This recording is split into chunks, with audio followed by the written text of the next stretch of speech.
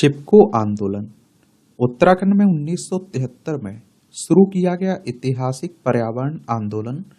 चिपको आंदोलन के हाल ही में 50 वर्ष पूरे हो चुके हैं। आखिर ये चिपको आंदोलन क्या था, इस पर हम लोग विस्तार से चर्चा करते हैं। एक बात तो आप लोग फोटो देखकर समझ गए होंगे कि पेड़ों को बचाने की एक पहल थी ये। पहले उत्तराखंड को देख लीजिए आप लोग, ये हमारा प्यारा भारत है। इसमें आप देखेंगे ये उत्तराखंड आपको देखने को मिलेगा। उत्तर प्रदेश से अलग करके बनाया गया था उत्तराखंड। कब बनाया गया था? 9 नवंबर सन 2000 में बनाया गया था इसे। और इसकी राजधानी आपको देहरादून देखने को मिलेगी। अंतर्राष्ट्रीय सीमा चाइना नेपाल से लगती है। राज्यों में हिमाचल प्रदेश और उत्तर प्रदेश से लगती है। विधानसभा में 70 सीटें हैं, राज्यसभा में 3 सीटें हैं, लोकसभा में 5 सीटें हैं। 53,483 वर्ग किलोमीटर में फैला हुआ है आपका उत्तराखंड। तो यह आंदोलन 1970 के दशक में उत्तर प्रदेश के चमोली जिले, अब उत्तराखंड में, क्योंकि पहले उत्तराखंड उत्तर प्रदेश का हिस्सा था, शुरू हुआ था। जब यह क्षेत्र बाहरी ठेकेदारों की व्यावसायिक गतिविधियों के कारण बड़े पैमाने पर वनों की कटाई का सामना कर रहा था। इसकी शुरुआत तब हुई जब रैनी और मंडल के हिमालयी गांवों की महिलाएं जंगलों को वाणिज्यिक लकड़हारे से बचाने के लिए पास के जंगलों में पेड़ों से चिपक गईं। इस तरह से आप देखेंगे, और इसीलिए आप देखते हैं कि चिपको आंदोलन कहते हैं इसे।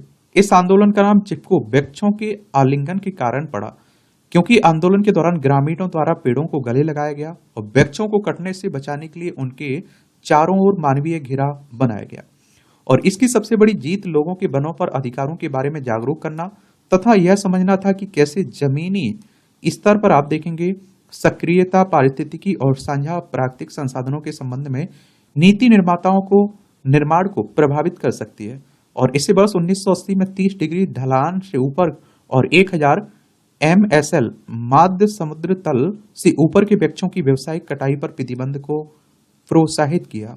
और आप देखते हैं कि जो वनवासी हैं, जो लोग वनों में रहते हैं, उन्होंने वनों को किस तरह से सजा के रखा हुआ है, आप लोग वहां जाकर देख सकते हैं। बाकी तो आप देखिए लोग काटते रहते हैं, लेकिन वो पेड़ों के महत्व को जानते हैं, इसलिए वो सुरक्षा करते हैं, पेड़ों की पूजा करते हैं वो लोग।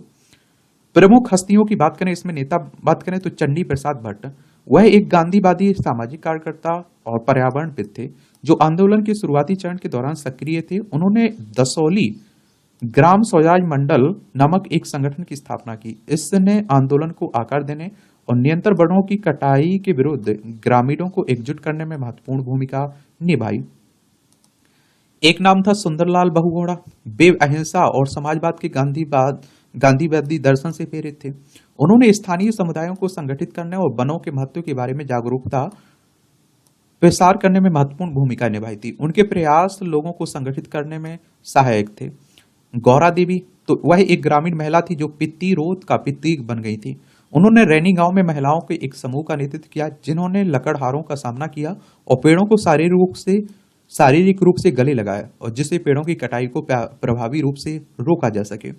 और इसके साथ ही चिपको मुख्य रूप से महिलाओं के नेतृत्व वाला आंदोलन बन गया, और इससे देश के अन्य हिस्सों की महिलाओं को भी प्रेरणा मिली। आंदोलन के पीछे का दर्शन क्या था? तो गांधीवादी दर्शन के अहिंसा और प्रकृति के साथ सद्भाव में रहना, स्थानीय समुदायों को सशक्त बनाना, उनके प्राकृतिक संसाधनों के संबंध में निर्णय लेने की प्रक्रिया में उन्हें आवाज देना, और इसका उद्देश्य बाहरी ठेकेदारों की शोषणकारी प्रथाओं को चुनौती देना और वन प्रबंधन के लिए अधिक समावेशी और भागीदारी दृष्टिकोण को बढ़ावा देना। इसका प्रभाव क्या रहा है? इसने भारत के विभिन्न हिस्सों में इसी तरह के आंदोलन जैसे नर्मदा बचाओ आंदोलन, अपेको आंदोलन कर्नाटक और साइलेंट वैली मूवमेंट को प्रेरित किया। अंतर्राष्ट्रीय स्तर पर चिपको आंदोलन पर्यावरण विनाश के विरुद्ध प्रतिरोध का प्रतीक बन गया। इस आंदोलन ने भारत में नीतिगत बदलाव को भी प्रभावित किया, और जिससे अवैध वनों की कटाई, स्वदेशी समुदाय के अधिकारों के विरुद्ध सख्त नियम एवं कानून बने।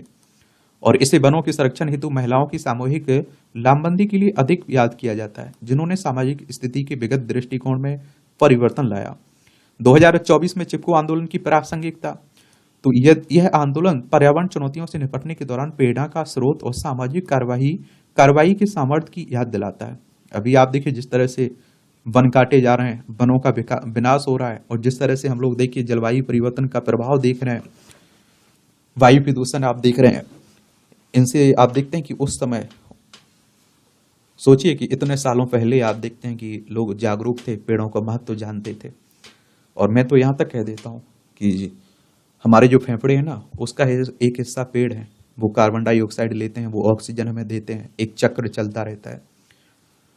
सततता, सामुदायिक भागीदारी और अहिंसक प्रतिरोध के इसके सिद्धांत जलवायु परिवर्तन के विरुद्ध संघर्ष तथा हमारी पारिस्थितिक तंत्र की सुरक्षा में प्रासंगिक बने हुए हैं। यह जमीनी स्तर के कार्यों, महिलाओं की भागीदारी और योजना में स्थानीय समुदायों को शामिल करने के लिए एक प्रेरणा के रूप में भी कार्य करता है। और इसी प्रकार के कुछ आंदोलन रहे हैं, जैसे बिश्नोई आंदोलन 1700 में, सन 1700 में राजस्थान में खिजूली मनवर क्षेत्र में अमृता देवी ने इसका नेतृत्व किया था। लोग वृक्ष की कटाई को रोकने के लिए उनसे लिपट जाते थे। एक आप देखिए चिपको आंदोलन 1973 में उत्तराखंड में सुंदरलाल बहुगुणा के नेतृत्व में। इसका मुख्य उद्देश्य हिमालय के ढलानों पर वृक्ष को टेहरी बांध परियोजना के ठेकेदारों से बचाना था। एक आप देखिए साइलेंट वैली आंदोलन, ये आप देखिए 1978 में साइलेंट वैली केरल में केरल शास्त्र साहित्य परिषद ने चलाया था, इसका नेतृत्व किया था। साइलेंट वैली पन विद्युत परियोजना के विरुद्ध एक आंदोलन नवंबर 1983 में साइलेंट वैली पन विद्युत परियोजना को रद्द कर दिया गया था। और आप देखिए वर्ष 1985 में प्रधानमंत्री राजीव गांधी ने साइलेंट वैली राष्ट्रीय उद्यान का उद्घाटन किया था।